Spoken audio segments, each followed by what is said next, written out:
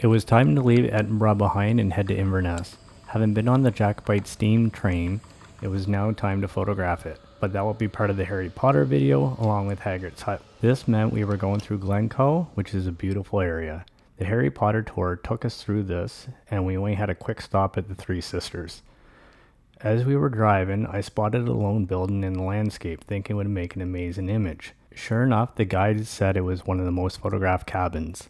I can see why. I snapped a few shots with the cell phone from the bus. Since we were going back through Glencoe, I wanted to shoot this, and it's literally off the roadway.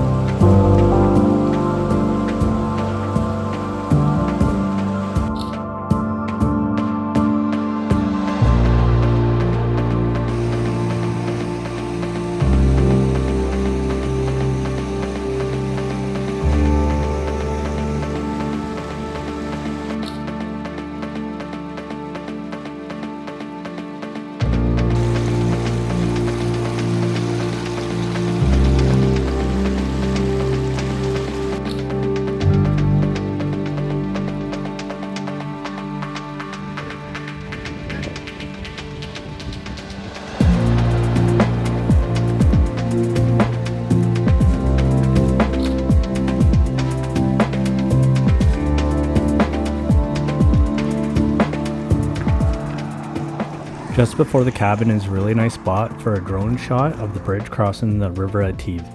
It would have been nice to get both, but we were on a time crunch for the steam train.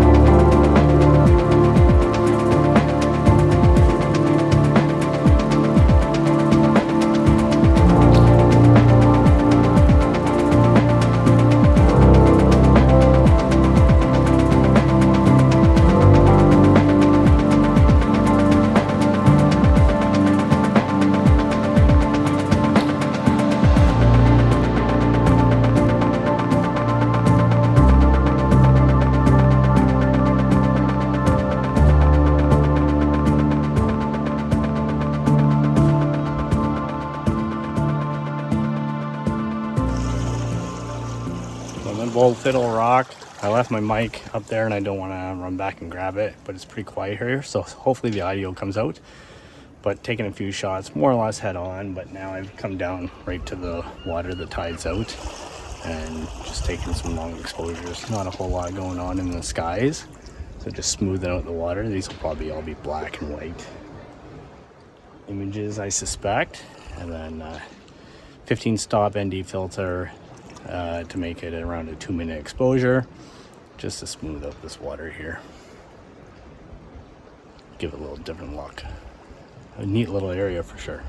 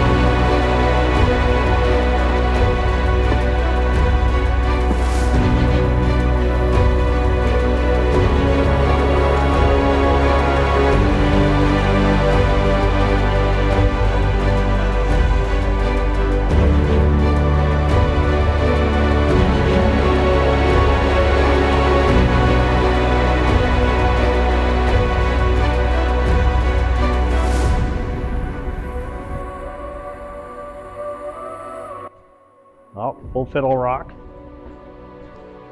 Could have used a little more drama in the sky, maybe in the water, but the tide was out as well. But should make some nice black and white images, I suspect. I'm gonna leave that behind, but it's east of Inverness. So, neat little spot for sure.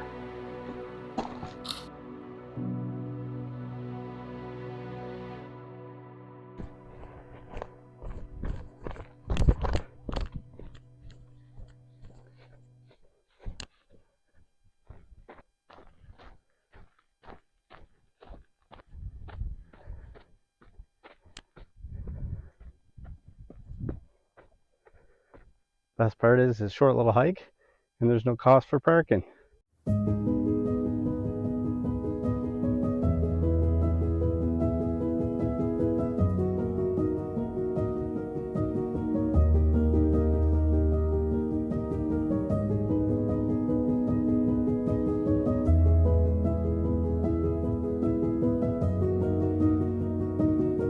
While getting to the next location, I spotted a building with a nice cluster of trees. There was a pullout for the view, so I had to stop. I pulled out the telephoto and snapped a few shots, but jumping back in the car before continuing on. I didn't even make a note of where this was.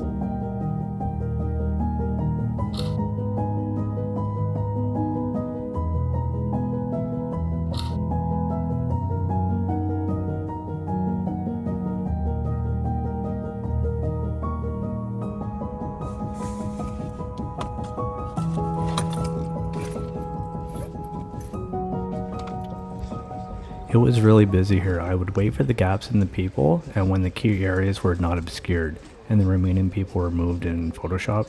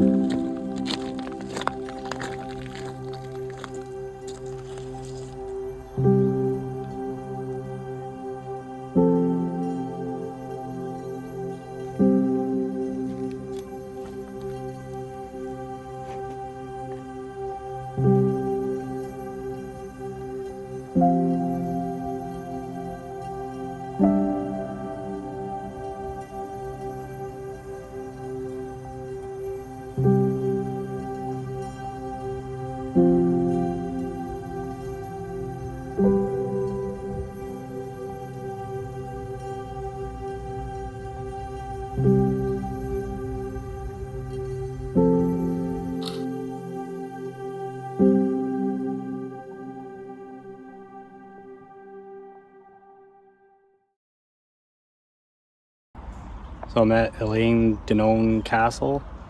It's very busy, but I found a little isolated spot here. I kind of just working around the coast. The tide's out, so lots of orange seaweed. Nice little castle. The wife's inside, I'm out taking pictures. So camera setting wise, mostly just manual. Just trying to ensure I get my highlights to capture some of that drama in the sky, which isn't really changing a whole lot. And with all the seaweed, I'm not doing anything long exposure wise. I might try on the other side just to see what it does, but seaweed and long exposures in the water tend not to go well. But beautiful spot, beautiful spot. Getting here was our first look at long portions of a one-way road with little pits off on the sides. So practice for Isle of Skye tomorrow, I guess. So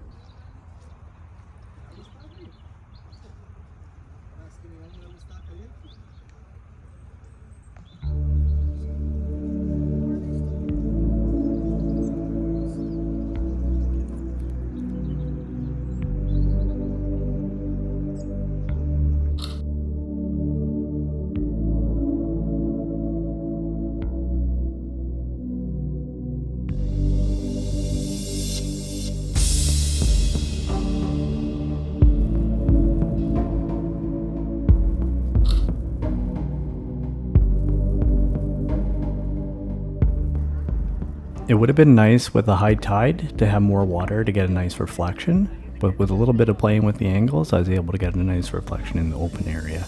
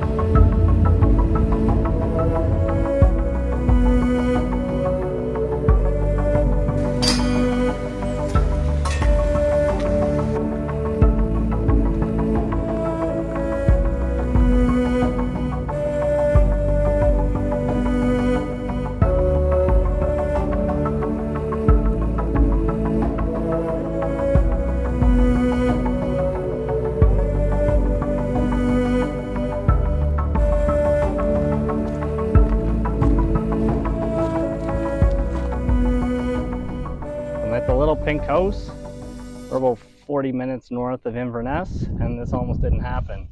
So you take this one lane road all the way to a big white gate that blocks off the access.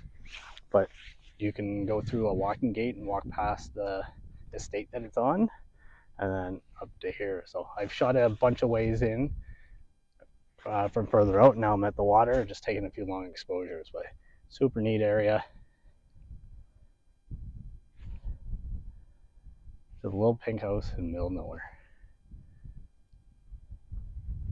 Settings wise, I have a 10 stop ND filter on, and then we're at about f11 30-second exposures, just trying to smooth out a little bit of ripples here.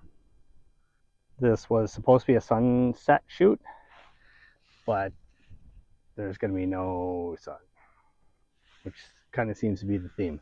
We've had pretty good weather, very little rain, but the sunsets have not materialized at all. So snap a few more, some wider views, some tall vertical views, just a bunch of different stuff. Mostly head on with the building. It is quite a bit wider from the other side, but we'll get a few more and then run out of here and back to Inverness.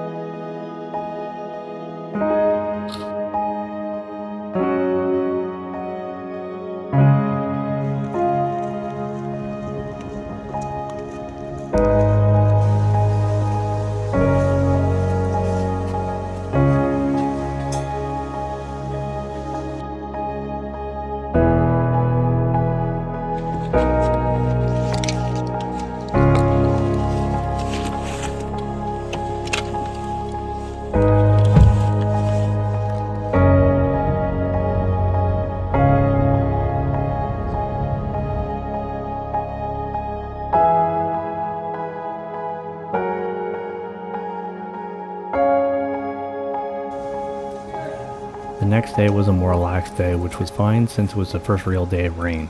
A late start to the day, breakfast, before some shopping. We would go to Culloden as well. I'd get a couple images in between wiping my lens dry, and got my best Highland cow picture so far.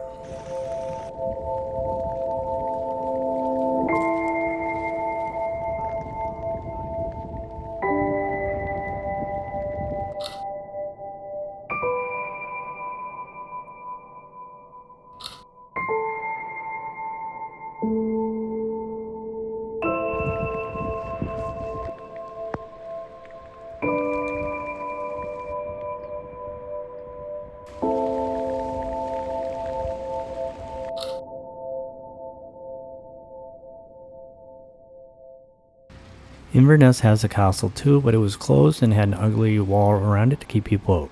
In planning, the other half got confused and we ended up with an extra day in Inverness and looked for things to do, tours, etc. She was looking over my list of places and noted I had the ferry bridge. I didn't have a picture of it and she wanted to see what it was, and after seeing it, she really wanted to go. It was in the Glencoe area, and that meant we could do the viaduct and also go to Dumbledore's grave. Both those would be in the Harry Potter video, but first we were able to check out Lockness Castle. Lockness Castle, or ruins, I don't think there's a whole lot there. It's not one we went into. It's my second time here. I shot a sunset a little bit earlier, less prepared, because I thought you could kind of get this type of view right off. But the colors faded. When I first arrived, it was like popping. And I had an issue getting my tripod positioned here, and the color faded just as I was ready to start snapping photos. But yeah, it's uneven ground here, and then it was a 1 second exposure, so I couldn't, well, at least not with my camera, do that handheld. I know there's definitely new cameras that can, but so I should be able to make it how it was, but just horizontal, vertical shots here with the ruins there. You have this little circular mound kind of as the foreground that won't look like man-made stuff, but it was nice views. Next stop will be we're heading back to Glencoe, and it'll be Dumbledore's grave site. It wasn't initially on the list, but we're heading back to Glencoe.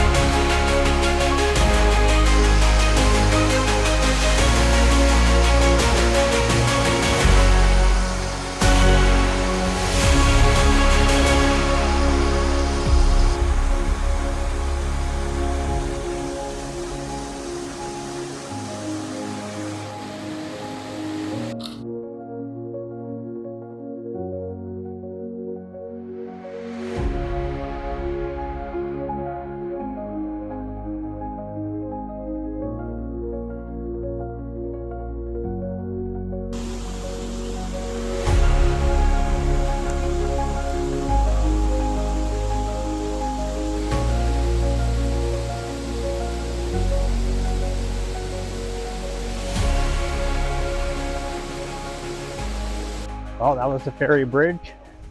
It's in Glencoe area, and it was on my list, but it was one of the ones that I took off.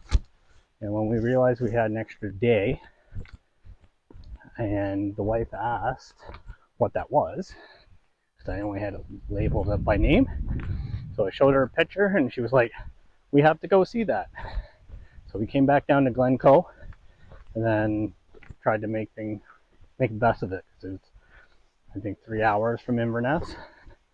So I did Dumbledore's grave, and then did the train again. So we got this. We parked at the end of the trail and just zoomed up. So it's out of the way, but pretty easy to get to. It's a pretty well-defined trail. It's all uphill going in. It's maybe 10 minutes. So on the way out now, we're in a rush because she needs to get back for a certain place that closes at 5. So, but pretty sure I got some really nice photos there. And it's completely overcast, so just using the polarizer, bombing around 1 second at f11.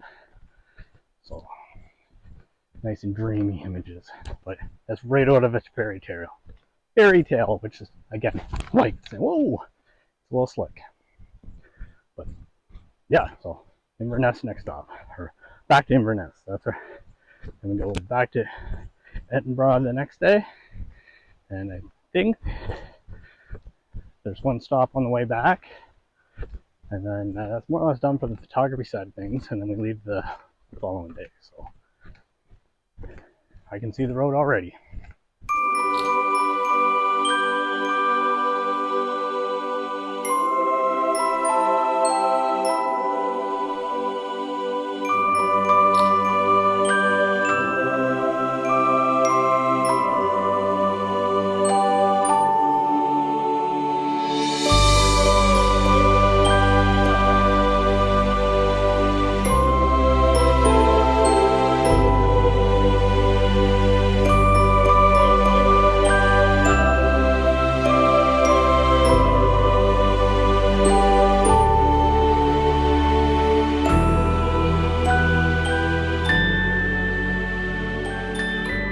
The next day was driving back to Edinburgh. There were 2 stops along the way. The wife had an Outlander film location. I had Ruthven Barracks.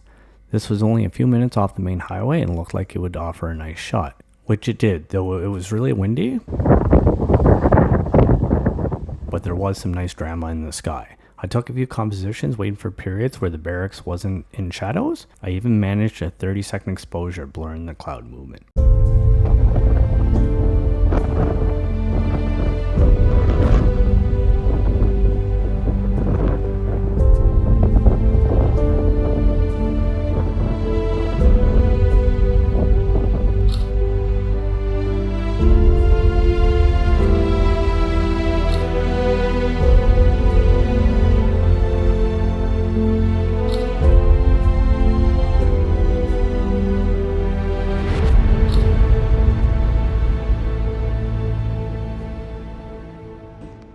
Then it was checking into the hotel, which after going outside had a view of the castle. We had drinks and dinner under the castle for sunset, which was clouded in, of course.